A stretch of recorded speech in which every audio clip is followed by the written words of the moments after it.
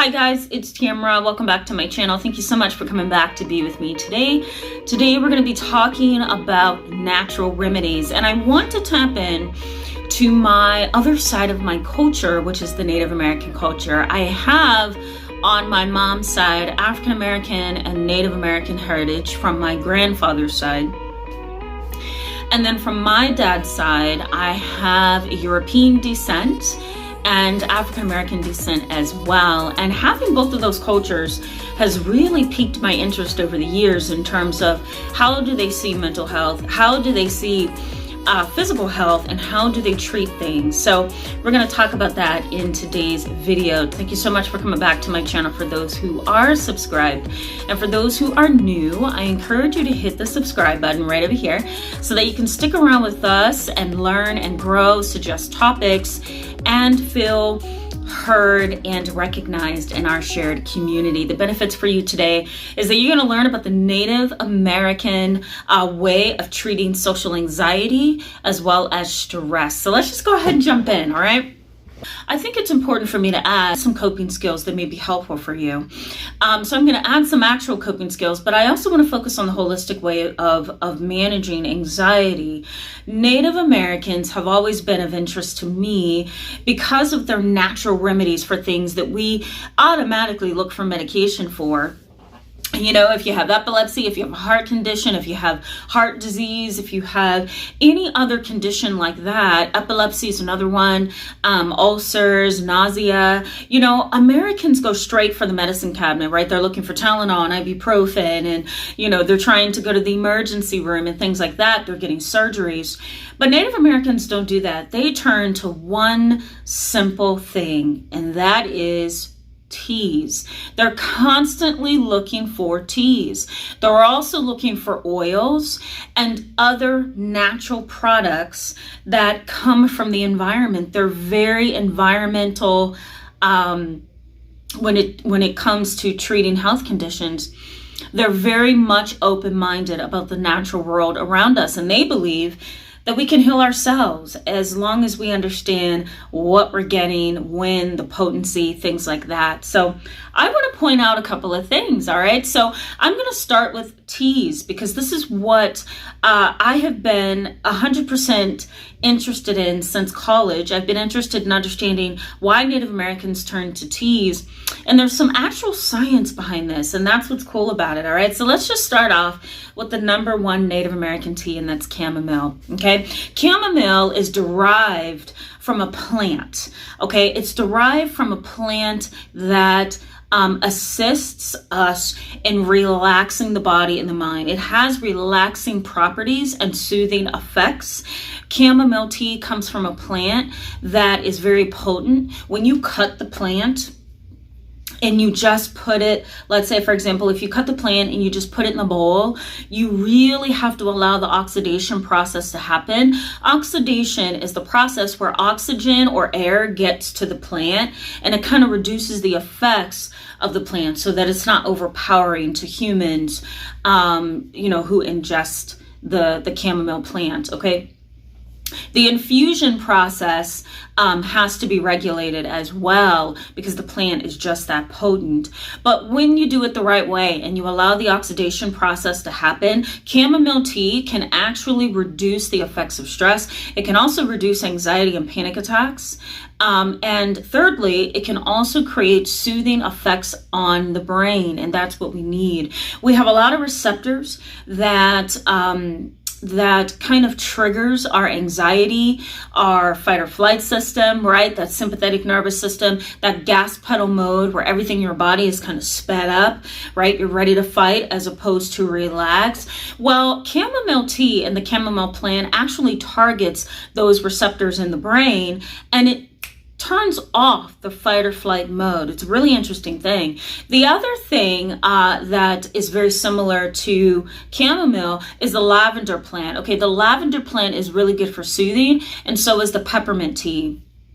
or the peppermint leaves that can be found in certain parts of the country and certain parts of the world as well. I know in Mexico, there's a lot of peppermint. There's a lot of plants that produce peppermint. There's also a lot of plants, that produces lavender and chamomile as well in Mexico. They usually have those plants that, has the real potent properties in them. Unfortunately, in the United States, we don't have too much of that, but Mexico does. It's really cool. So the chamomile plant, lavender and peppermint, they all produce soothing effects across the brain. Okay, it slows down that fight or flight process. We also have other things in peppermint plants or leaves or teas that can be helpful to us, such as vitamin B. There's calcium. Vitamin B is really good for energy and blood flow. Calcium is in there. We all know that that's good for the bones. And then we also have potassium, which is really good for reducing migraine headaches and really giving you those nutrients that you need to feel better and look better.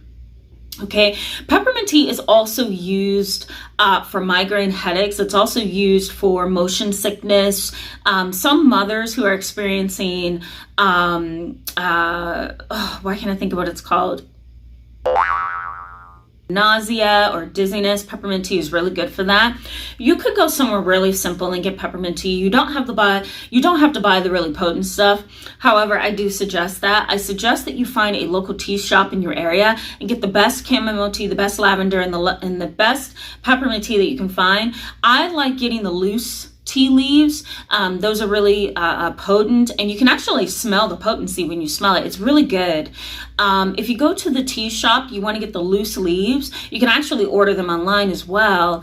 I might post a picture right up here of the loose chamomile tea that I found in a local tea shop. It is so great. I just use my coffee machine and I put it in my I have like a little small like baggie, and I put it in my coffee pot, and I just allow the tea to be infused with water in that, and so it creates the chamomile tea that I need, and I just sip on it throughout the day.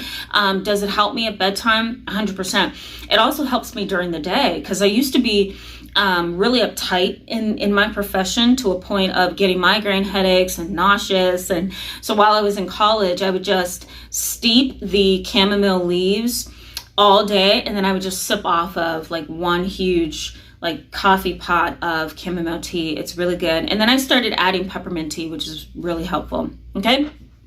So, what's interesting about teas is the chemical process. All right, the chemical composition, the taste, the color, right? The oxidation process, all of that stuff has a lot to do with the potency of the tea. If you go to somewhere like a Walmart or a Target and you buy tea bags, you're not really going to get the effects that you want. So you want to buy the loose leaves, or you want to buy a little bit of the expensive stuff so that you can get the actual benefits from that. Okay. Is tea going to help cure everything? Absolutely not. But what it can do is it can supplement other things that you're doing. So let's say you're taking medication for anxiety or depression. Teas can help supplement that. All right. Tea also has a flavonoid that boosts metabolism. So you can actually burn calories if you use teas as well. And one tea that is really good at helping you with metabolism is peppermint tea.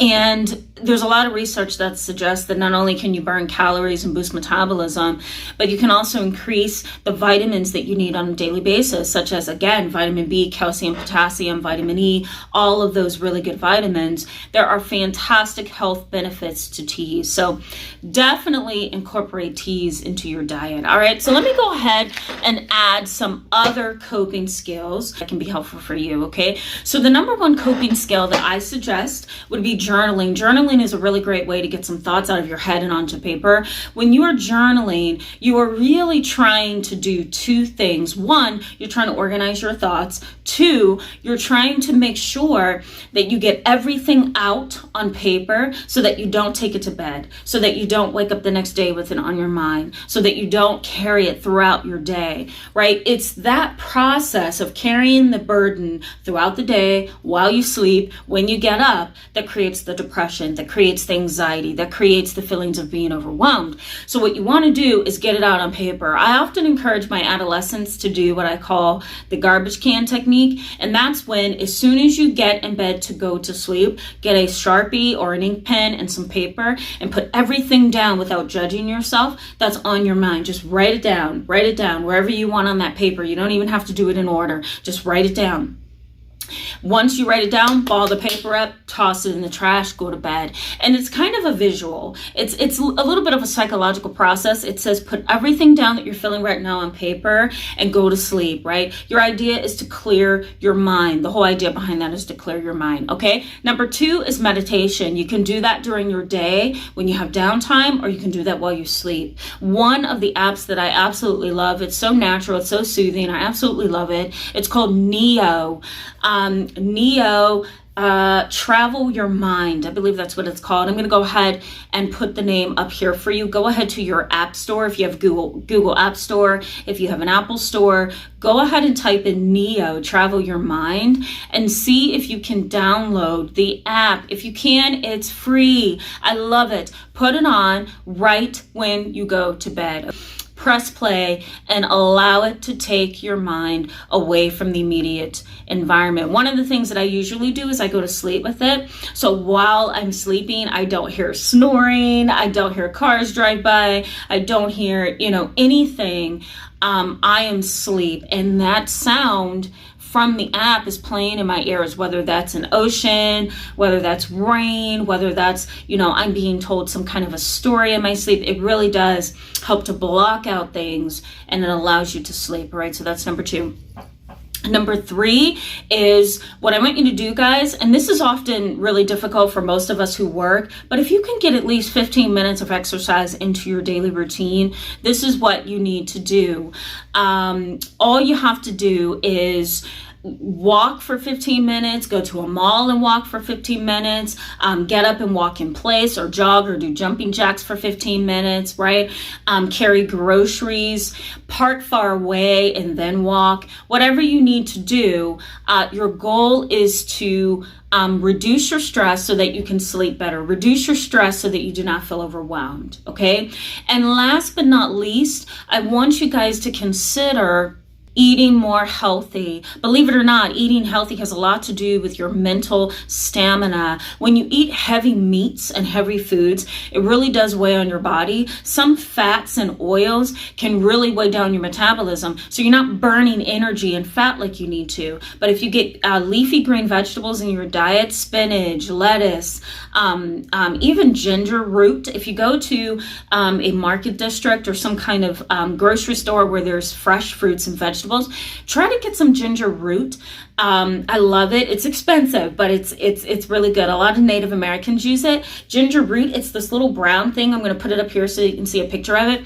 If you just slice some little small pieces and put in your, what do you call that thing? In your processor, and put it into your smoothies and into your drinks, into your lunches, it will boost every vitamin and nutrient in your system that you need it to. It also adds to kind of help you regulate inflammation. It is a really good thing. It really helps for like joint pain, for stiffness, right? All of that kind of stuff. Okay, so ginger root, leafy green vegetables. You want to get colorful fruits into your diet as well. One video I said V8 juice. Somebody pointed out the sodium. Thank you so much for that, because this does have a bunch of sodium. But you can also make your own V8 juice. Go get a bunch of tomatoes, add a little pinch of salt, put in a little bit of grapes or cherries or blueberries or whatever, and make your own smoothie.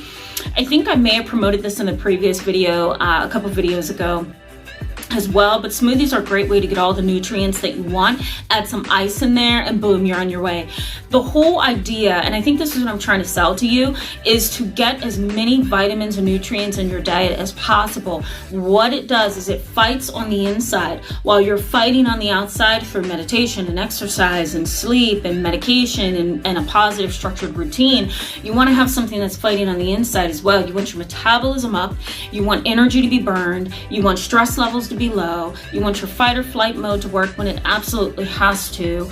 The best way to do that is to incorporate healthy things into your diet. All right, thank you so much, guys, for being with me in this video today. I'm sorry it took so long, but I wanted to make sure that you had a comprehensive video with some practical ways that you can kind of help boost your health. Thank you so much for being here with me in this video. I will see you soon. If it was helpful, give it a thumbs up and go ahead and share it. All right, guys, I'll see you soon. Bye-bye.